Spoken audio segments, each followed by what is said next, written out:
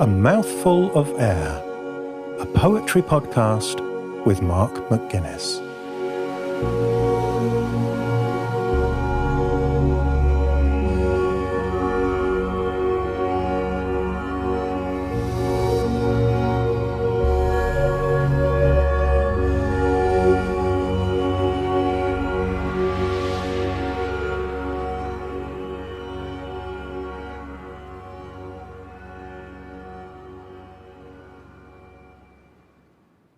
How I Hold the World in This Climate Emergency by Cath Drake.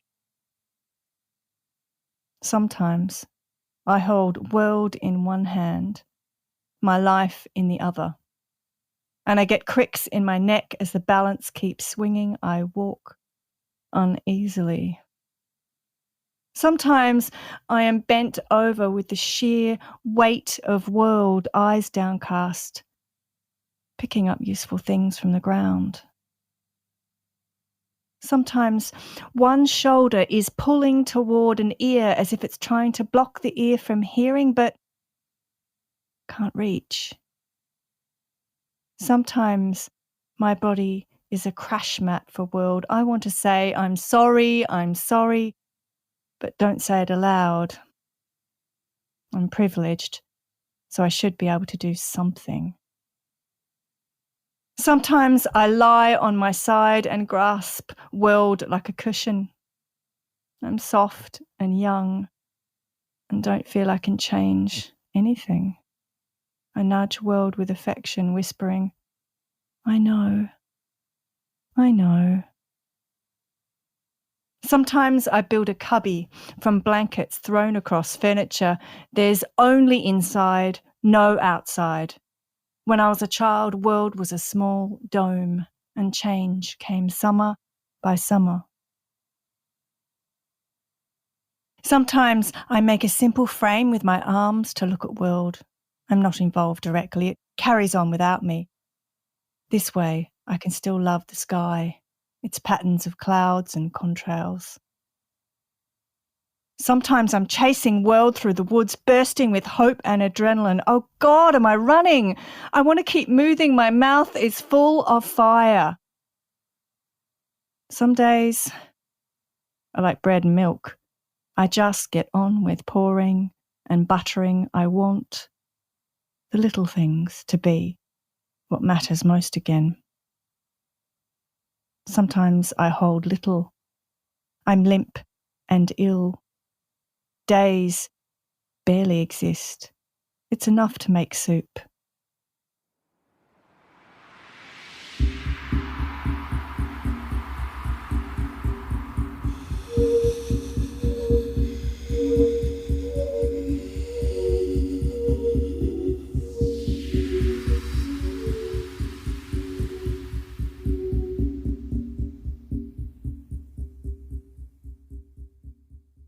Cath, where did this poem come from? Well, I guess it came from many years. I mean, I have a background as an environmental scientist from Australia. I've been an environmental writer there for a decade, and climate anxiety was something that was really getting stronger and stronger, in a sense of powerlessness, I guess. And the book, The Shaking City, was very much about, I guess the shaking is about change. It's about how we deal with change both personally and in the bigger picture politically and in the world. And I was wanting to write something about this climate change anxiety that I was really struggling with, and I think a lot of people do struggle with. It feels really disabling, I suppose, and it's good to acknowledge it. And I just couldn't find a way to do it. I tried to write about it head on. I tried to write it dogmatically. We know that doesn't work. I tried to write it quite raw, and it just felt like an annoying diary entry, if you know what I mean. So it really wasn't working, but I wanted something in the book. So it was one of the last poems that came to me that went into the manuscript for the book. And what happened was I often go writing in galleries with poet friends of mine. So that day I was with Kate Potts and Karen McCarthy-Wolf, both brilliant poets. And we were writing in a gallery, and we take it in turns, choosing something, one of the pieces randomly to write about. The randomness helps, and we just always beforehand we talk about what project we're working on so that it's fresh in our mind and we can get the artwork to sort of rub up against our project ideas, if you like.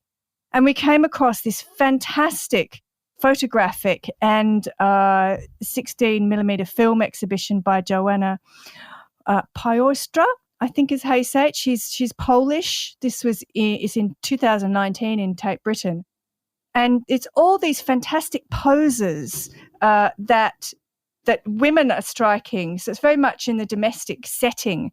But they were sort of poses which I think relate to women's empowerment or women's violence. There's like comments on that. But also they were very much focusing on self-protection, psychological relationships and power dynamics and how we relate to each other in these photographs of poses, sometimes with one woman and sometimes with more than one. And she had this 16 millimeter film, and I totally was transfixed by it to the point where Kate and Karen were sort of far away saying, "Come on, Cath." Like they were far away from me, and I was still transfixed with this little video thinking, poses, that's exactly what it is. It's physical. It's physical, this disability, this emotion that's caught in my body with climate anxiety. It's absolutely physical. So I just wrote and wrote and wrote and wrote at quite a pace and didn't know what I was doing or writing about at the time so much. And I guess realised later on that that's what I was writing about. I was writing about this difficult climate change anxiety, if you like.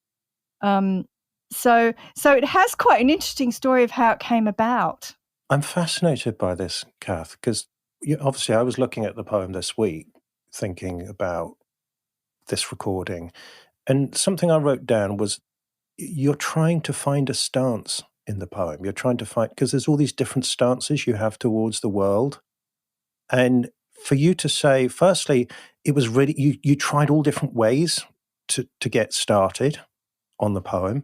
And then that it came from an exhibition of photographs of stances or poses, I think is really fascinating, because that's what, for me at least, that's what came through really strongly in the poem, was that this is somebody who knows something's important and they're trying to work out their relationship to that. And you do it in a beautifully physical way. You know, you're holding it up in a hand, you're snuggling it like a cushion, you're chasing it and so on. I mean, how did that evolve? Did it? I mean, what we have on the page is how close is this to the first draft that you made there in the gallery? Oh, it's I don't know how close. It's about half the length, or probably more. Maybe it's about 3 times the length that I wrote in the gallery. It was a lot of notes. I was just writing furiously. It sort of hooked into something in me really deep, and I just kept writing and writing and writing. And so I had a lot of notes to get through. Quite a lot of different poses, you might say. A long list. It is a list poem, and I had to really whittle that down to the ones that really said what I wanted them to say about the issue, and the ones that were a bit more original, a bit stronger. So, it felt to me like it was like individual poses in a way, because some of these emotions that I think you can feel with the weight of climate change are very isolating, disconnected emotions, actually. And one of the difficult things for me was sort of linking them together. I couldn't. So that's why the poses, help me. One day it's one thing and one day it's another thing that I'm dealing with. Sometimes it's overwhelmed. Sometimes I feel like I'm contributing in some useful way to the world. So, it felt really, to have them as sort of separate instances just seemed to click. Yeah, I mean, to me, that's what I found so powerful and relatable, was it's the impossibility of relating to something so big. I mean, there's the absurdity, when you say how I hold the world, I mean, it's like Atlas holding up the world, except, of course, none of us are Atlas. But then you say I hold it in one hand. It's like you're Gulliver and there's this tiny little thing. And it's almost feels like this. Quite often, it feels like the size of a cat or a little pet. I mean, talking of list poems, it reminded me of my cat Geoffrey.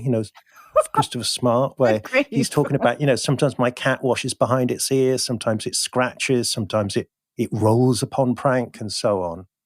But this is a glorious list of poses, isn't it? In a way, we do say often quite flippantly, don't we? Oh, we can save the world by doing this or by buying different washing up liquid or something. Right.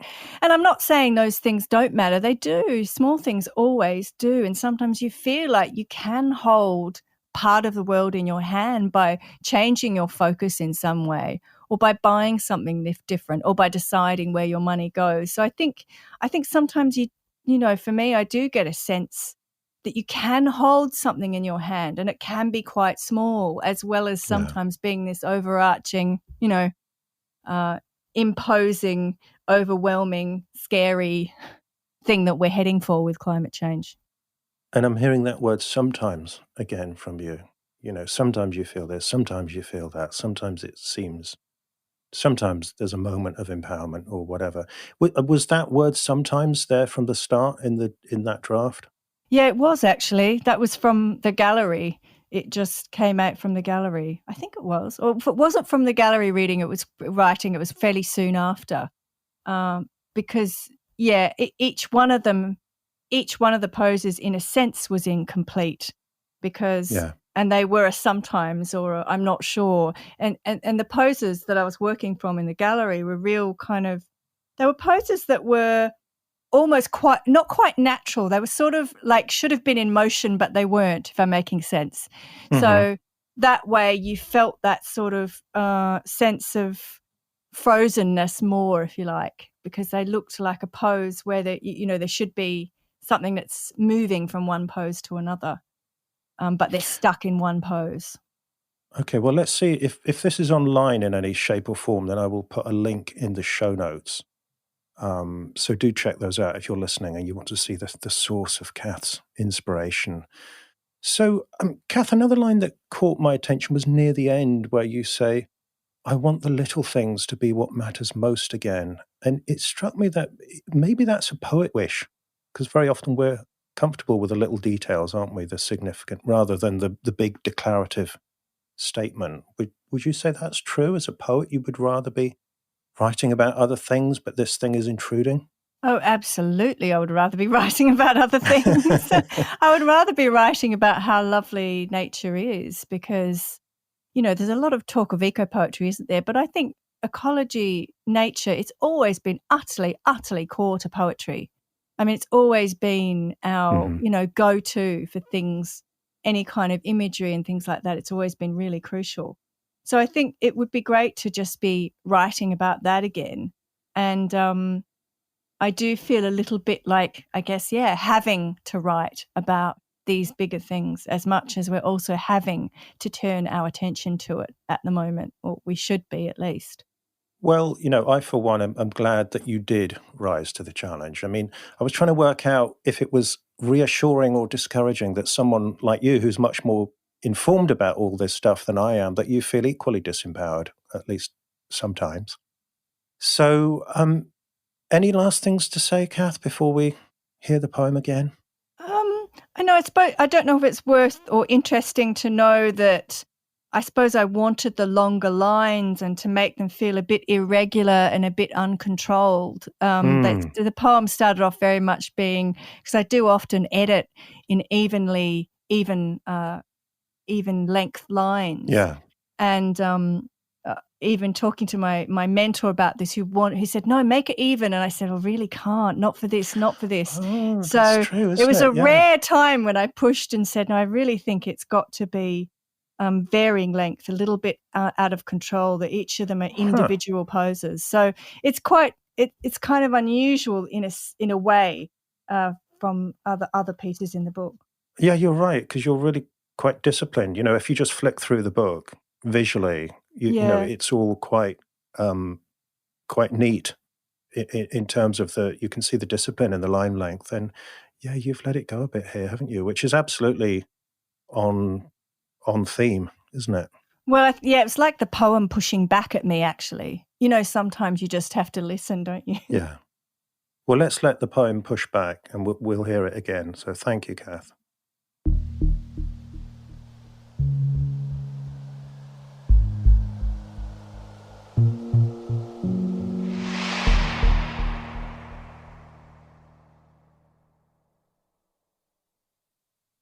How I Hold the World in This Climate Emergency by Cath Drake. Sometimes I hold world in one hand, my life in the other, and I get cricks in my neck as the balance keeps swinging. I walk uneasily. Sometimes I am bent over with the sheer weight of world, eyes downcast, picking up useful things from the ground. Sometimes one shoulder is pulling toward an ear as if it's trying to block the ear from hearing, but can't reach. Sometimes my body is a crash mat for world. I want to say, I'm sorry, but don't say it aloud. I'm privileged, so I should be able to do something. Sometimes I lie on my side and grasp world like a cushion. I'm soft and young and don't feel I can change anything. I nudge world with affection, whispering, I know. Sometimes I build a cubby from blankets thrown across furniture. There's only inside, no outside. When I was a child, world was a small dome, and change came summer by summer. Sometimes I make a simple frame with my arms to look at world. I'm not involved directly. It carries on without me. This way, I can still love the sky, its patterns of clouds and contrails. Sometimes I'm chasing world through the woods, bursting with hope and adrenaline. Oh God, am I running? I want to keep moving. My mouth is full of fire. Some days are like bread and milk. I just get on with pouring and buttering. I want the little things to be what matters most again. Sometimes I hold little. I'm limp and ill. Days barely exist. It's enough to make soup.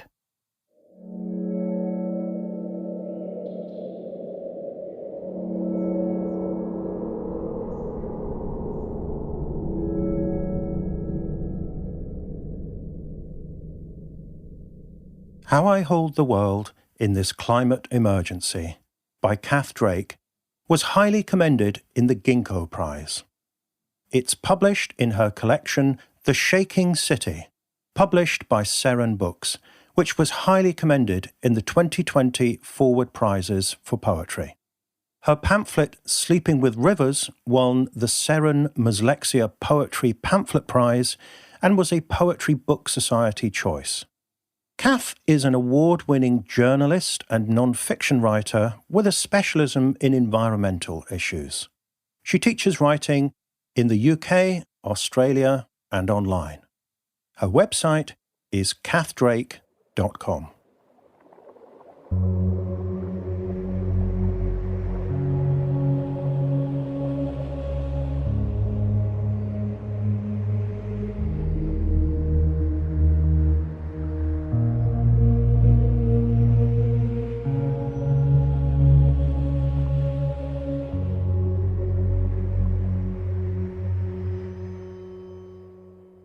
A Mouthful of Air is a poetry podcast hosted by Mark McGuinness.